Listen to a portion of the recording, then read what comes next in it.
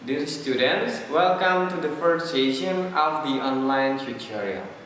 This week you are going to learn about the different kinds of business letters. You can find these weeks in Module 4, which consists of 2 learning activities. By the end of the week, you are expected to be able to distinguish different kinds of business writing and write a business letter accurately and appropriately. Please study the materials and enrichment links below.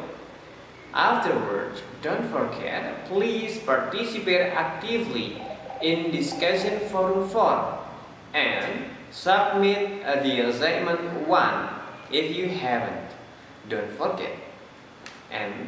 Dan capaian pembelajaran khusus pada sesi ini yang pertama, mahasiswa dapat membandingkan jenis-jenis penulisan dalam bisnis, dan yang kedua, mahasiswa dapat menulis surat bisnis secara akurat, jelas, wajar, dan benar.